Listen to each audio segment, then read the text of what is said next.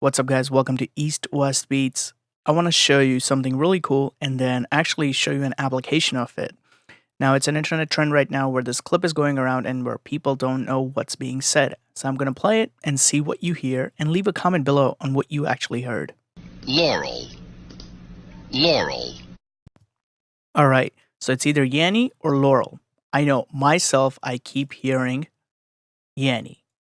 But I know a lot of my friends have heard Laurel as well. So let's do this. Let's put an EQ on this. And what I'm going to do is I'm going to do a low pass filter on it. So let's cut down anything over 500 and see what you hear. Laurel. Laurel. Laurel. Laurel. I hear Laurel. Laurel. Laurel.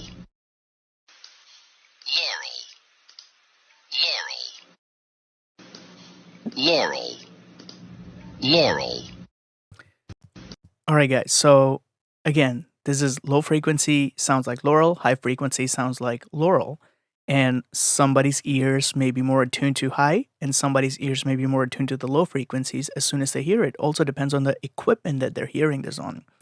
So a really cool application of this is to make sure that when you're mixing your songs, if there's something overlaying that you want people to hear, do this trick. Put a high pass or low pass to see if it's cutting through the mix or not.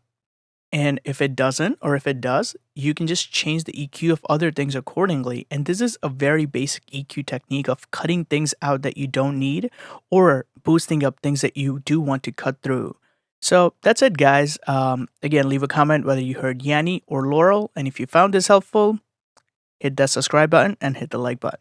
See you guys soon. Laurel. Laurel.